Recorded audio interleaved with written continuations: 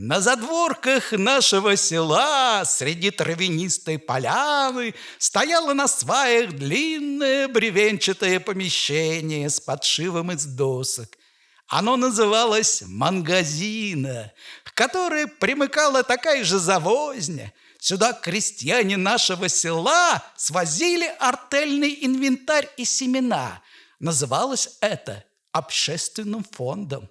Если сгорит дом, если сгорит даже все село, семена будут целы, и значит, люди будут жить, потому что покудова есть семена, есть пашня, в которую можно бросить их, вырастить хлеб. Он крестьянин, хозяин, а не нищеброд. Подаль от завозни караулка. Прижалась она под каменной осыпью в заветрии и вечной тени.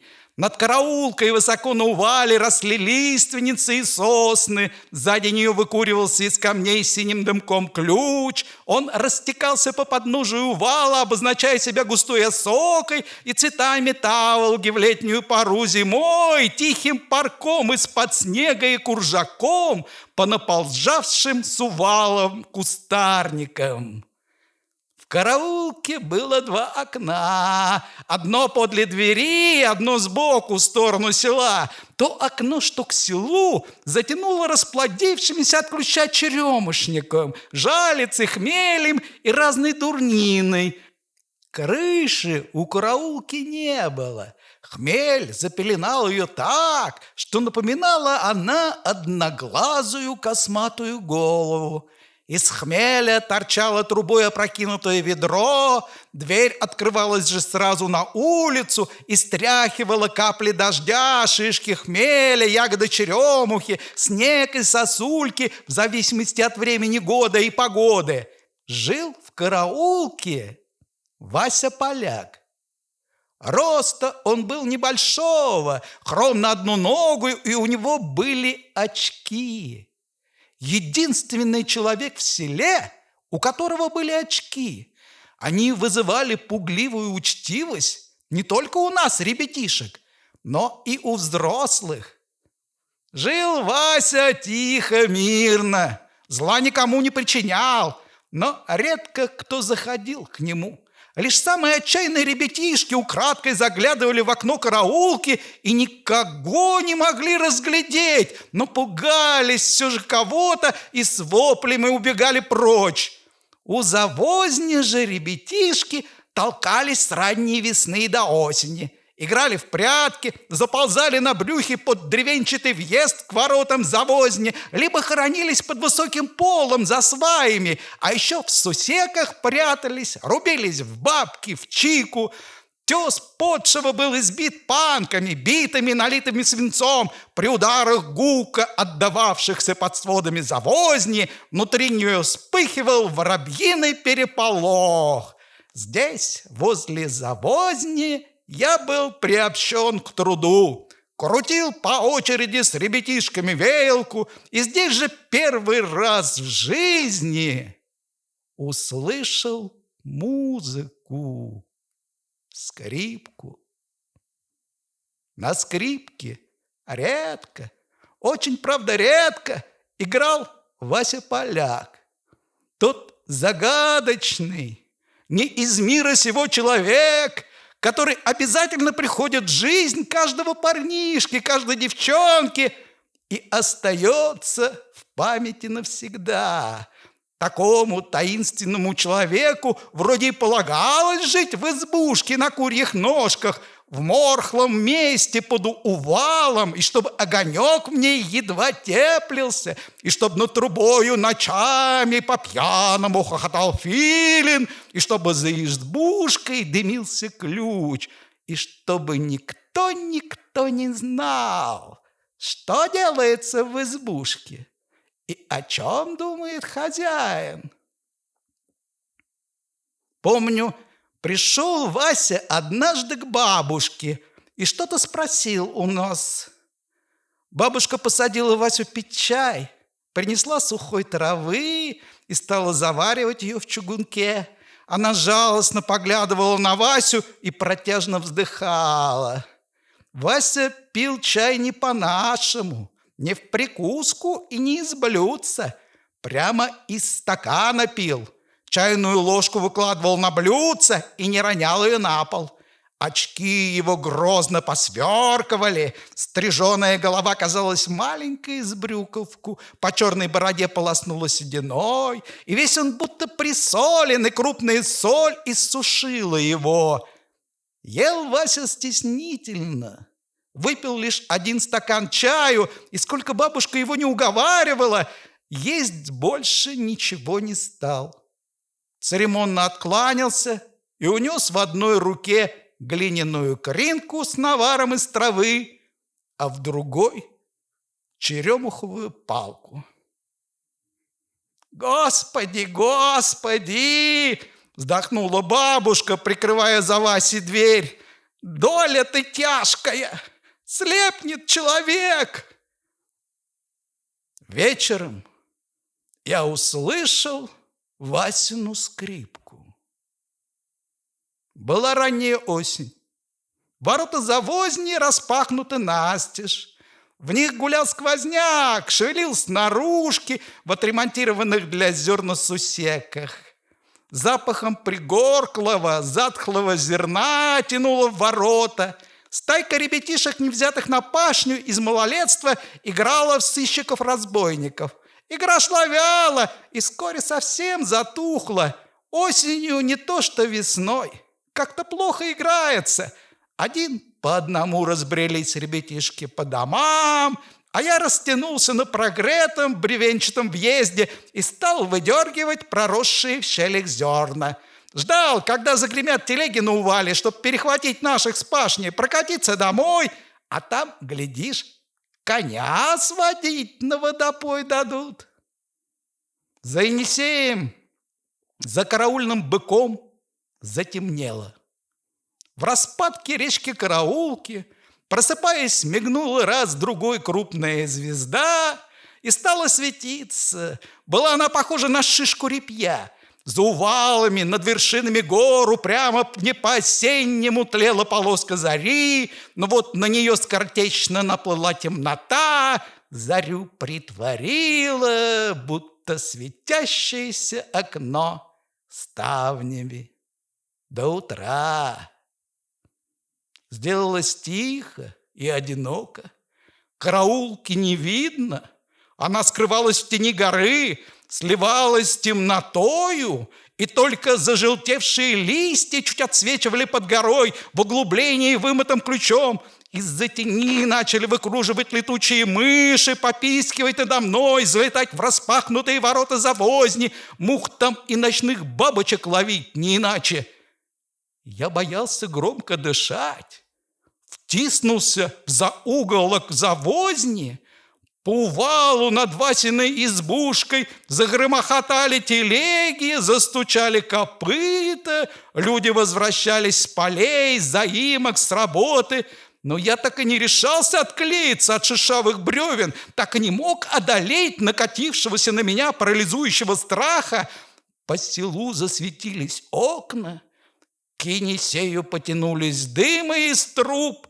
В зарослях Фокинской речки кто-то искал корову и то звал ее ласковым голосом, то пугал последними словами.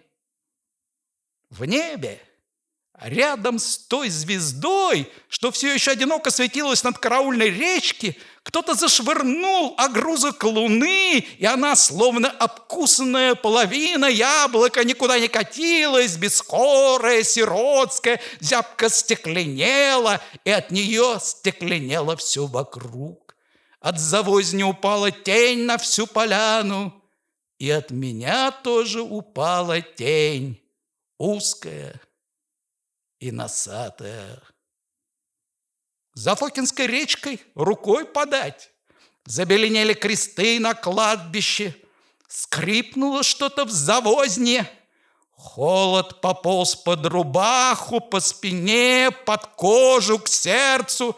Я уже оперся руками о бревна, чтобы разом оттолкнуться, полететь до самых ворот и забринчать щеколдой так, что проснутся на селе все собаки. Но из-под увала, из сплетений хмеля и черемух, из глубокого нутра земли возникла музыка и пригвоздила меня к стене. Сделалось еще страшнее. Слева кладбище, спереди увал с избушкой, справа жуткое займище за селом, где валяется много белых костей и где давно еще бабушка говорила, задавился человек. Сзади темная завозня, за нею село, огороды, охваченные чертополохом, издали похожим на черные клубы дыма.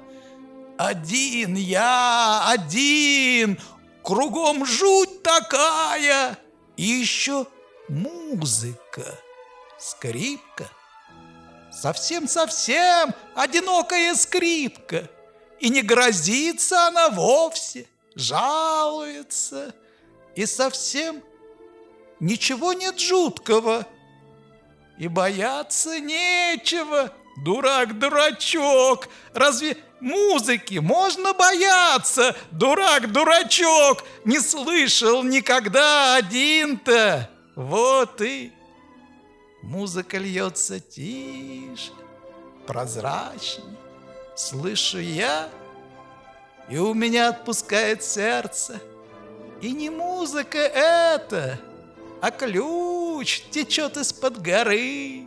Кто-то припал к воде, губами пьет, пьет и не может напиться. Так иссохло у него во рту и внутри. Видится почему-то тихий Енисей в ночи. На нем плот с огоньком. С плота кричит неведомый человек: «Какая деревня?»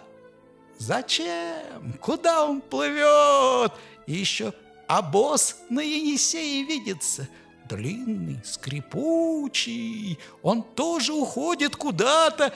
Сбоку обоза бегут собаки, кони идут медленно, дремотно. И еще видится толпа на берегу Енисея. Мокрое что-то, замытое тиной, деревенский люд по всему берегу, бабушка на голове волосье рвущее. Музыка эта сказывает о печальном, о болезни вот от моей говорит. Как я целое лето малярией болел, как мне было страшно, когда я перестал слышать и думал, что навсегда буду глухим, вроде Алешки, двоюродного моего брата, и как являлась ко мне в лихорадочном сне мама, прикладывала холодную руку с синими ногтями к колбу. Я кричал и не слышал своего крика. В избе всю ночь горела привернутая лампа. Бабушка показывала мне углы, светила лампой под печью, под кроватью, мол, нет никого, нет. И еще девочку помню, беленькую, смешливую. Рука у нее сохнет. Обозники в город ее везли лечить. И опять обоз возник. Все он идет, идет, куда-то идет, скрывается в студеных торосах, в морозном тумане. Лошади все меньше, меньше, вот и последнюю скрал туман. Одиноко, как-то пусто, лед, стужа и неподвижные темные скалы с неподвижными лесами. Но не стало Енисея, ни зимнего, ни летнего. Снова забилась живая жилка ключа за Васиной избушкой.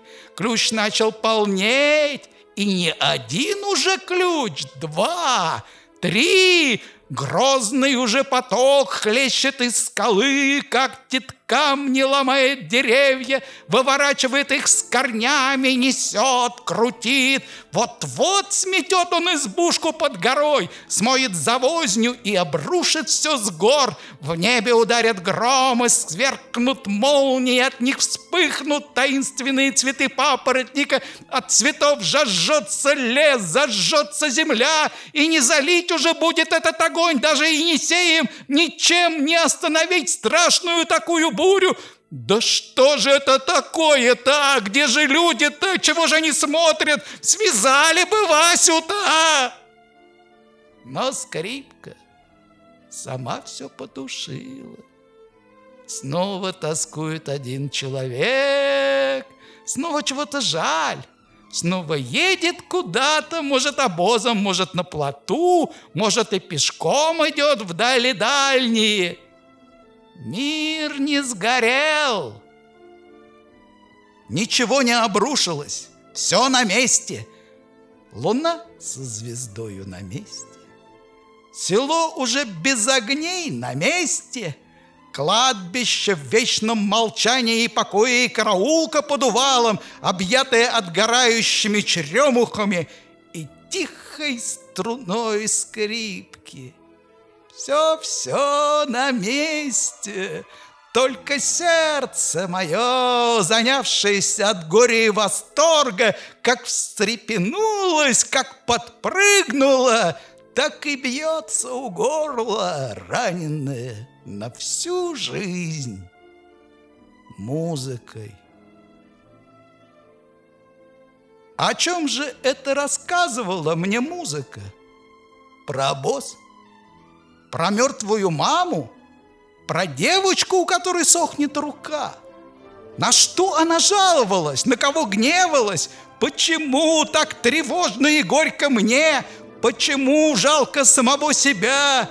И тех вон жалко, что спят непробудным сном на кладбище. Среди них под бугром лежит моя мама.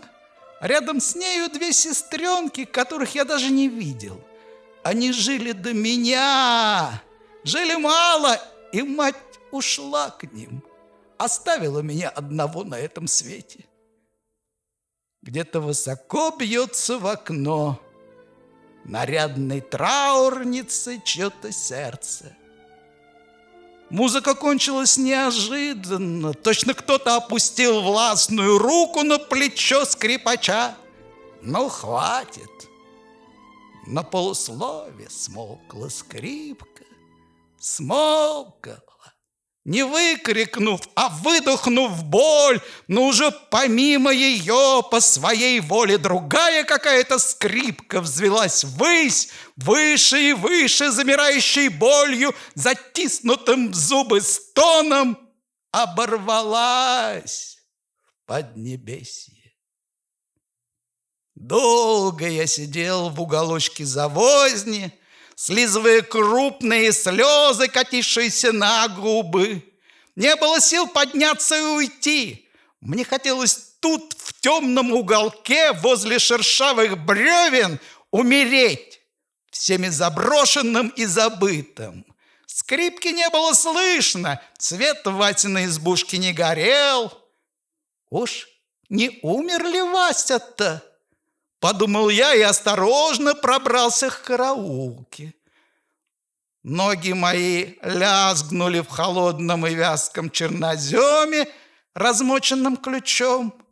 Лица моего коснулись цепкие, всегда студеные листья хмеля, над головой сухо зашелестели шишки, пахнущие ключевой водой. Я приподнял нависшие над окном перевитые бечевки хмеля и заглянул в окно. Чуть мерцая, топилась в избушке прогоревшая железная печка. Колеблющимся светом она обозначила столик у стены, топчан в углу. На топчине полулежал Вася, прикрывший глаза левой рукой. Очки ее кверху лапками валялись на столе, то вспихивали, то гасли. На груди у Васи покоилась скрипка. Длинная палочка-смычок была зажата в правой руке. Я тихонько приоткрыл дверь, шагнул в караулку. После того, как Вася пил у нас чай, и особенно после музыки, не так страшно было сюда заходить. Я сел на порог, не отрываясь, глядел на руку, в которой зажата была гладкая палочка. «Сыграйте, дяденька, еще». «Что тебе, мальчик, сыграть?»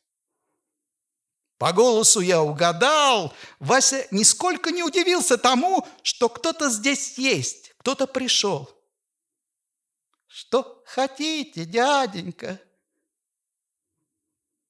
Вася сел на топчине, повертел деревянные штыречки скрипки, потрогал смычком струны. «Подбрось дров в печку». Я исполнил его просьбу. Вася ждал, не шевелился. В печке щелкнул раз, другой. Прогоревшие бока ее обозначились красными корешками и травинками. Качнулся отблеск огня, пал на Васю. Он скинул к плечу скрипку и заиграл. Прошло немалое время, пока я узнал музыку. Та же самая была она, какую я слышал у завозни, и в то же время совсем другая, мягче, добрее. Тревога и боль только угадывались в ней. Скрипка уже не стонала, не сочилась ее душа кровью, не бушевал огонь вокруг и не рушились камни. Трепетал и трепетал огонек в печке, но, может, там, за избушкой на увале, засветился папоротник. Говорят, если найдешь цветок папоротника, невидимкой станешь. Можешь забрать все богатства у богатых и отдать их бедным, выкрасть у Кощея Бессмертного Василису Прекрасную и вернуть ее Иванушке. Можешь даже пробраться на кладбище и оживить свою родную мать. Разгорелись дрова, подсеченных в сухостойные сосны, накалилось до лиловости колено трубы, запахло раскаленным деревом, вскипевшей смолой на потолке. Избушка наполнилась жаром и грозным красным светом. Поплясывал огонь, весело прищелкивала разогнавшаяся печка, выстреливая на ходу крупные искры. Тень музыканта, сломанная у поясницы, металась по избушке, вытягивалась по стене, становилась прозрачной, будто отражение в воде. Потом тень отдалялась в угол, исчезала в нем, и тогда там обозначался живой музыкант, живой Вася Поляк. Рубаха на нем была расстегнута, ноги босы, глаза в темных обводах. Щекою Вася лежал на скрипке, и мне казалось, так ему покойней, удобней. И слышит он в скрипке такое, чего мне никогда не услышать. Когда притухала печка, я радовался, что не мог видеть Васиного лица, бледной ключицы, выступившей из-под рубахи, и правой ноги кургузой, куцей, будто обкусанной щипцами, глаз, плотно до боли затиснутых в черные ямки глазниц. Должно быть, глаза Васи боялись даже такого малого цвета, какой выплескивался из печки. В полутьме я старался глядеть только на вздрагивающий, мечущийся или плавно скользящий смычок, на гибкую, мерно раскачивающуюся вместе со скрипкой тень. И тогда Вася снова начинал представляться мне чем-то вроде волшебника из далекой сказки, а не одиноким калекою, до которого никому нет дела. Я так засмотрелся, так заслушался, что вздрогнул, когда Вася заговорил. Эту музыку написал человек, которого лишили самого дорогого. Вася думал вслух, не переставая играть. Если у человека нет матери, нет отца, но есть Родина, он еще не сирота.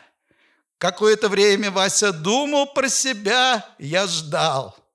Все проходит, любовь, сожаление о ней, горечь утрат, даже боль от ран проходит, но никогда, никогда не проходит и не гаснет тоска по родине. Скрипка снова тронула те самые струны, что накалились при давешней игре, еще не остыли. Рука Васина снова содрогнулась от боли, но тут же смирилась, пальцы, собранные в кулак, разжались. Эту музыку написал мой земляк Агинский в корчме. Так называется у нас заезжий дом, продолжал Вася. Написал на границе, прощаясь с родиной. Он посылал ей последний привет. Давно уже нет композитора на свете, но боль его, тоска его, любовь к родной земле, которую никто не мог отнять, жива до сих пор. Вася замолчал. Говорила скрипка, пела скрипка, угасала скрипка. Голос ее становился тише, тише. Он растягивался в темноте тонюсенькой светлой паутинкой. Паутинка задрожала, качнулась и почти беззвучно оборвалась. Я убрал руку от горла и выдохнул. Тот вдох, который удерживал грудью, рукой, от того, что боялся оборвать светлую паутинку, но все равно она оборвалась. Печка затухла, слоясь, засыпали в ней угли, Васи не видно, скрипки не слышно. Тишь, темень, грусть. «Уже поздно», — сказал Вася из темноты. «Иди домой, бабушка будет беспокоиться». Я привстал с порога, и если бы не схватился за деревянную скобу, упал бы. Ноги были все в иголках и как будто вовсе не мои. «Спасибо, дяденька», — прошептал я. Вася шевельнулся в углу и рассмеялся, смущенно, и спросил: «За что?» «Не знаю, за что». И выскочил из избушки. Растроганными слезами благодарил я Васю. Этот мир ночной, спящее село, спящий за ним лес. Мне даже мимо кладбища не страшно было идти. Ничего сейчас не страшно. В эти минуты не было вокруг меня зла. Мир был добр и одинок. Ничего, ничего дурного в нем не умещалось. Доверяясь доброте, разлитой слабым небесным светом по всему селу, по всей земле, я зашел на кладбище, постоял на могиле матери. «Мама, это я! Я забыл тебя, и ты мне больше не снишься». Опустившись на землю, я припал ухом к холмику. Мать не отвечала. Все было тихо на земле и в земле. Маленькая рябина, посаженная мной бабушкой, нароняла остроперых крылышек на мамин бугорок. У соседних могил березы распустили нити с желтым листом до самой земли. На вершинах берез листа уже не было, и голые прутья исполосовали огрызок луны, висевший теперь над самым кладбищем. Все было тихо. Роса проступила на траве, стояло полное безветрие. Потом Сувалов ощутимо потянуло знобким холодком, гуще потекли с берез листья, роса стекленела на траве, ноги мои застыли от ломкой росы, один лист закатился под рубаху, сделалось знобно, и я побрел с кладбища в темные улицы села меж спящих домов к Енисею. Мне от чего-то не хотелось домой. Не знаю, сколько я просидел на крутом яру под над Енисеем. Он шумел у займища, на каменных бычках. Вода, сбитая с плавного хода бычками, вязалась в узлы, грозно переваливалась возле берегов и кругами, воронками откатывалась к стержню. Неспокойная наша река. Какие-то силы вечно тревожат ее, в вечной борьбе она сама с собой и со скалами, сдавившими ее с обеих сторон. Но это ее неспокойность, этот ее древнее буйство не возбуждали, а успокаивали меня. Оттого, наверное, что была осень, луна над головой, скалистая от росы трава, и крапива по берегам, вовсе не похожая на дурман, скорее на какие-то расчудесные растения. Еще от того, наверное, что во мне звучала Васина музыка о неистребимой любви к родине. А Енисей, не спящий даже ночью, крутолобый бык на той стороне, пилка еловых вершин над дальним перевалом, молчаливое село за моей спиной, кузнечик из последних сил, работающий наперекор осени в крапиве, вроде бы один во всем мире, трава как бы отлитая из металла. Это и была моя родина, близкая и тревожная. Глухой ночью возвратился я домой. Бабушка, должно быть, по лицу моему угадала, что в душе моей что-то свершилось, и не стала меня бранить. «Ты где так долго?» — только спросила она. «Ужин на столе, ешь и ложись».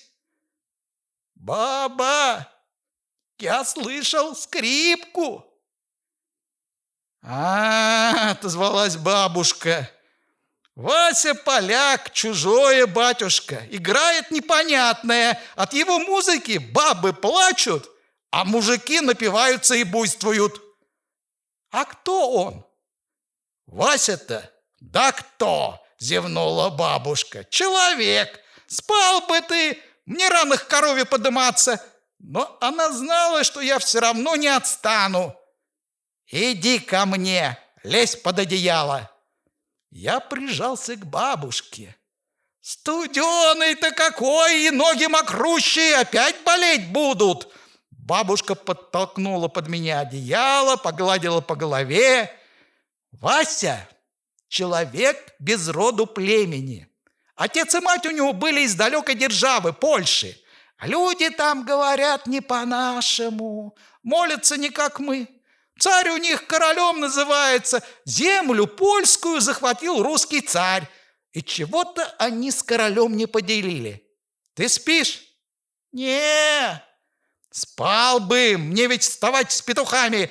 Бабушка, чтоб скорее отвязаться от меня, бегом рассказала, что в земле этой далекой взбунтовались люди против русского царя. Их к нам в Сибирь сослали. Родители Васи тоже были сюда пригнаны. Вася родился на подводе под тулупом конвоира. И зовут его не Вася, а Стася, Станислав по-ихнему. Это уж наши деревенские переначали. «Ты спишь?» — снова спросила бабушка. «Не, и чтоб тебе! Ну, умерли Васины родители, помаялись на чужой стороне и померли. Сперва мать, Потом отец. Видел большой такой черный крест и могилу с цветками? Ихняя могила. Вася бережет ее, ухаживает пуще, чем за собой. А сам-то состарился уж, когда не заметили. О, Господи, прости, мы не молоды. Так вот и прожил Вася около магазина в Сторожнах. На войну его не брали, у него еще у мокренького младенца ноги ознобились на подводе. Так вот и живет. Помирать скоро. И мы тоже. Бабушка говорила все тише, невнятней и отошла ко сну со вздохом. Я не тревожил ее, лежал, думал, пытаясь постигнуть человеческую жизнь. Но у меня ничего из этой затеи не получалось. Несколько лет спустя, после той памятной ночи, магазину перестали использовать, потому что построен был в городе элеватор, и в магазинах исчезла надобность. Вася остался неудел. Да и ослеп он к той поре окончательно, и сторожем уже быть не мог. Какое-то время он еще собирал милостыню по селу, но и потом ходить не смог. Тогда бабушка моя и другие старухи стали носить еду в Васину избушку. Однажды бабушка пришла озабоченная, выставила швейную машину и принялась шить сатиновую рубаху, штаны без прорехи, наволочку с завязками и простыню без шва посередине. Так шьют для покойников. Заходили люди, сдержанными голосами разговаривали с бабушкой. До меня донеслось раз-другой Вася, и я помчался к караулке. Дверь ее была раскрыта, подле избушки толпился народ, люди заходили в нее без шапок и выходили оттуда, вздыхая с кроткими опечаленными лицами. Васю вынесли в маленьком, словно бы мальчишеском гробу. Лицо покойного было прикрыто полотном. Цветов в домовине не было, венков люди не несли, за гробом тащилось несколько старух. Никто не голосил. Все свершалось в деловом молчании. Темнолицая старуха, бывшая староста церкви, на ходу читала молитвы и косила холодным зраком на заброшенную с упавшими воротами, сорванными с крыши тесинами магазину, и осуждающе трясла головой. Я зашел в караулку. Железная печка с середины была убрана. В потолке холодная дыра со свесившимся корнем травы и хмеля, в нее падали капли. На полу разбросаны стружки. Старая нехитрая постель была закатана в изголовье нар. Валялись под нарами сторожевая колотушка, метла, топор, лопата. На окошке за столешницей виднелась глиняная миска, деревянная кружка с отломленной ручкой, ложка, гребень и от чего-то незамеченный мною сразу шкалик с водой. В нем ветка черемухи с набухшими и уже лопнувшими почками. Со столешницы сиротливо глядели на меня пустыми стеклами очки. «А где скрипка-то?» — вспомнил я, глядя на очки. И тут же увидел ее. Скрипка висела над изголовьем нар. Я сунул очки в карман, снял скрипку со стены и бросился догонять похоронную процессию. Мужики с домовиной и старухи, бредущие кучкой, следом за нею, перешли по бревнам Фокинскую речку, захмелевшую от весеннего половодья, поднимались к кладбищу по косогору, подернутого зеленым туманчиком очнувшейся травы. Я потянул бабушку за рукав и показал ей скрипку, смычок. Бабушка строго нахмурилась и отвернулась от меня, затем сделала шаг шире и зашепталась с темнолицей старухой: «Расходы! Накладно! Сельсовет-то не больно!» Я уже умел кое-что соображать и догадался, что старуха хочет продать скрипку, чтобы возместить похоронные расходы. Уцепился за бабушкин рукав, и когда мы отстали, мрачно спросил: «Скрипка чья?» «Васина, батюшка, Васина!» Бабушка отвела от меня глаза и уставила в спину темнолицей старухи. «В домовину-то сам!» Наклонилась ко мне и быстро шепнула бабушка, прибавляя шагу. Перед тем, как люди собрались накрывать Васю крышкой, я протиснулся вперед, ни слова не говоря, положил ему на грудь скрипку и смычок. На скрипку бросил несколько живых цветочков мать-мачехи, сорванных мною у моста Перекидыша. Никто ничего не посмел мне сказать. Только старуха-богомолка пронзила меня острым взглядом и тут же, воздев глаза к небу, закрестилась: «Помилуй, Господи, душу усопшего Станислава и родителей его, прости их согрешения, вольным и невольным». Я следил, как заколачивали гроб. Крепко ли?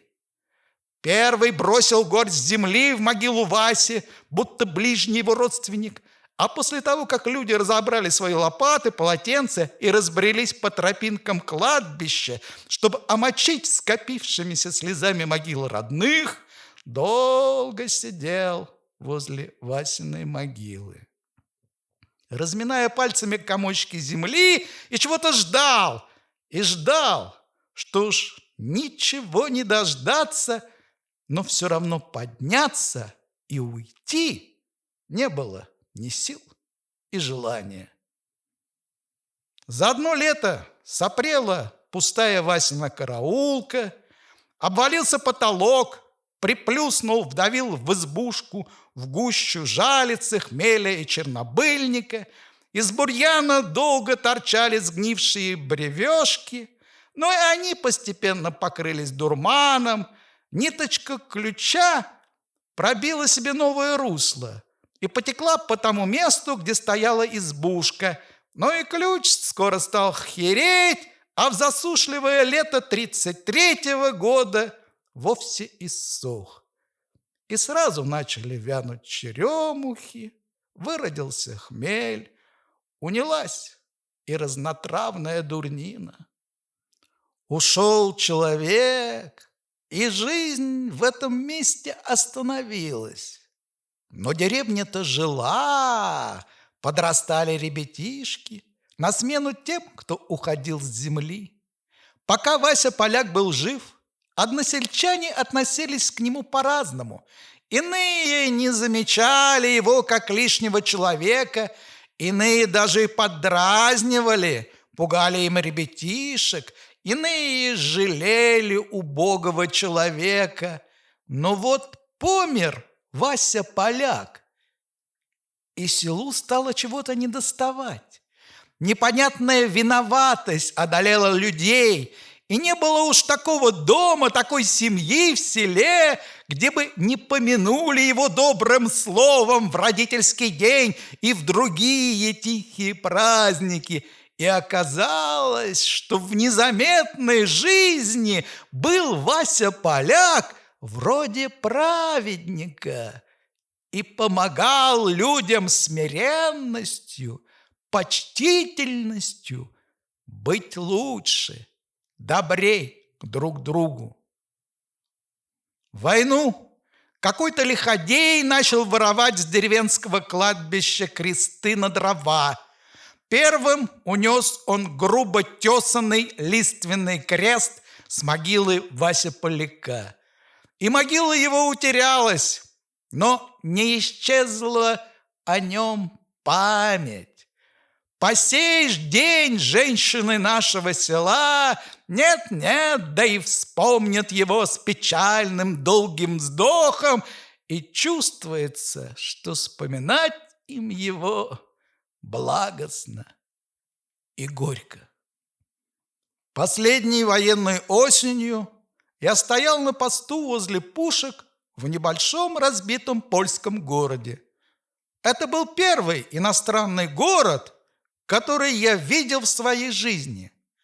Он ничем не отличался от разрушенных городов России, и пахло в нем также гарью, трупами, пылью.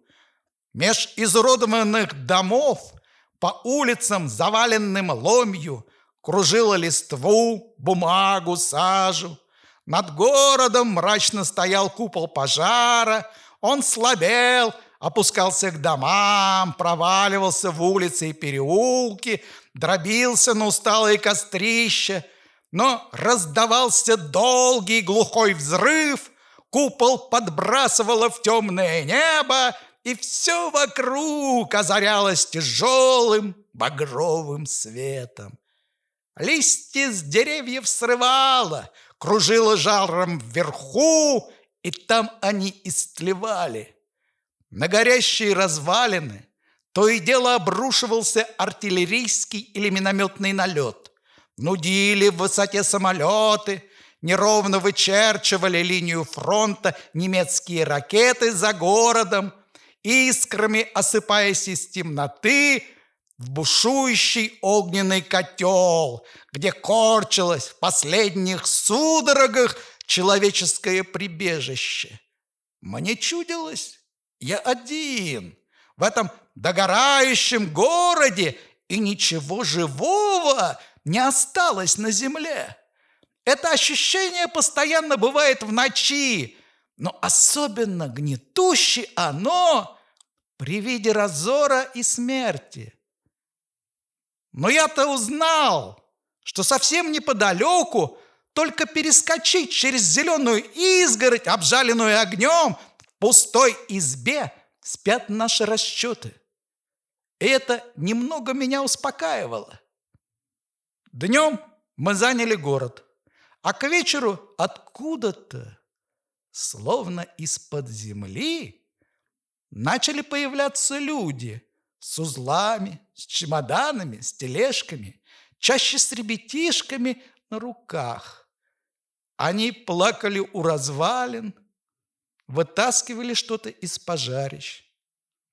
Ночь укрыла бездомных людей с их горем и страданиями. И только пожары укрыть не смогла. Неожиданно в доме, стоявшем через улицу от меня, разлились звуки органа.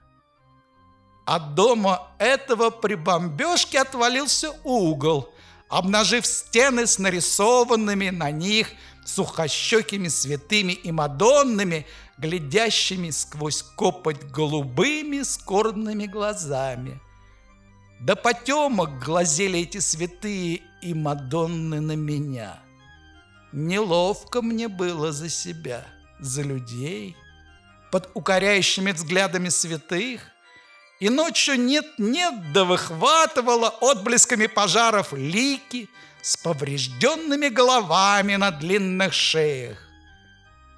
Я сидел на лафете пушки, зажатым в коленях карабином, и покачивал головой, слушая одинокий среди войны орган.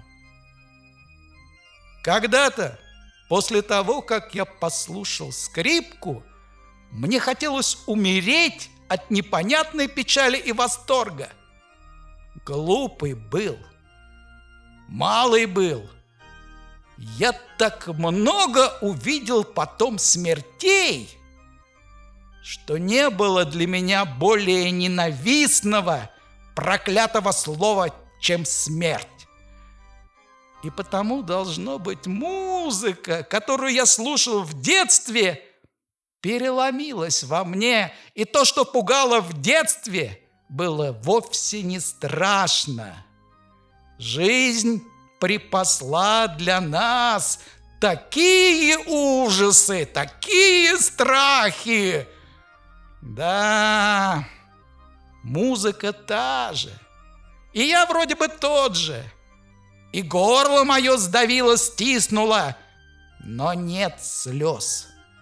Нет детского восторга и жалости, чистой детской жалости. Музыка разворачивала душу, как огонь войны разворачивал дома, обнажая то святых на стене, то кровать, то качалку, то рояль, то тряпки бедняка, убогое жилище нищего, скрытое от глаз людских, бедность и святость. Все обнажилось, со всего сорванной одежды, все подвергнуто унижению, все вывернуто грязной изнанкой, и оттого, видимо, старая музыка повернулась иной ко мне стороной.